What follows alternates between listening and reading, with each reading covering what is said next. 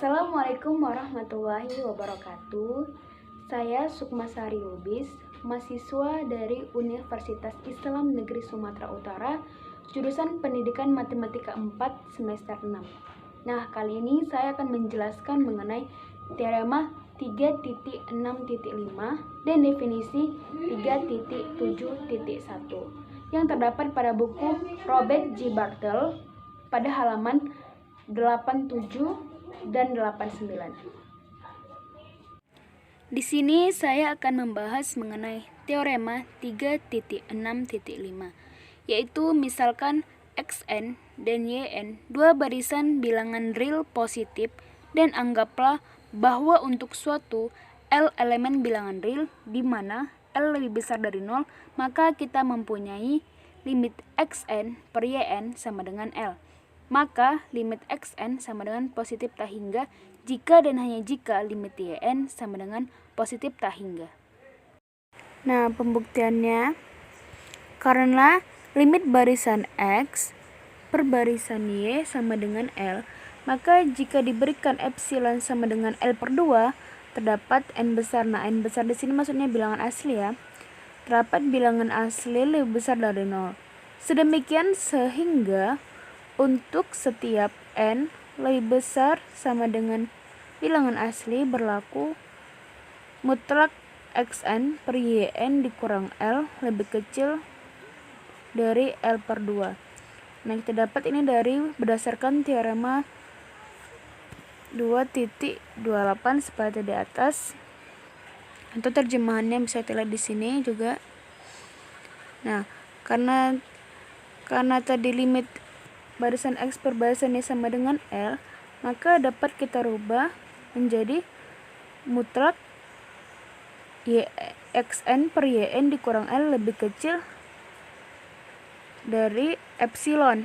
Nah, epsilon tadi kan L per 2, makanya bisa dapat Xn per Yn dikurang L lebih kecil dari L per 2. Atau Xn per Yn lebih besar dari L per 2 lebih kecil dari 3L per 2. Nah, ini kita dapat dari teorema definisi 2.2.7 seperti yang kita lihat di atas. Nah, atau bisa kita lihat juga terjemahannya seperti di atas. Nah, karena tadi bentuknya Xn per Yn dikurang L lebih kecil dari L per 2, maka bisa kita rubah menjadi L dikurang epsilon X lebih besar dari L dikurang epsilon lebih kecil dari L ditambah epsilon. Nah, L dikurang epsilon kan jadi karena L dikurang L per 2 itu kan sama dengan hasilnya L per 2. Baru L per 2 ditambah L itu sama dengan 3L per 2. Makanya dapat jadinya Xn per Yn lebih besar dari L per 2 lebih kecil dari 3L per 2. Atau Xn lebih besar dari setengah L Yn lebih kecil dari 3 per 2 L Yn. Nah, ini didapat dari hasil perkalian sebelumnya. Kan tadi Xn per Yn lebih besar dari L per 2 lebih kecil dari 3L per 2. Nah, ini kita kalikan seluruh luasnya, kita kalikan Yn. Sehingga dapatlah Xn lebih besar dari setengah L Yn lebih kecil dari 3 per 2 L Yn. Akibatnya kita mempunyai bahwa setengah L Yn lebih kecil dari Xn dan 2 per 3 L Xn lebih kecil dari Yn. Ini kita dapat dari yang ini ya. Ingat ini kan tadi katanya setengah L Xn lebih kecil dari setengah L Yn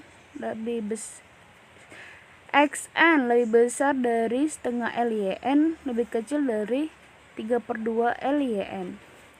Nah, maka dapatnya lah itu setengah L YN lebih kecil dari XN. Dan 2/3 L lebih kecil dari YN. Nah, kenapa dapat kayak gini? Agar agar barisan X mempunyai nilai, maka pindah ruas, yaitu 1 dibagi 3/2 kan jadi 2/3, makanya jadi 2/3 L XN lebih kecil dari YN untuk N lebih besar sama dengan bilangan asli.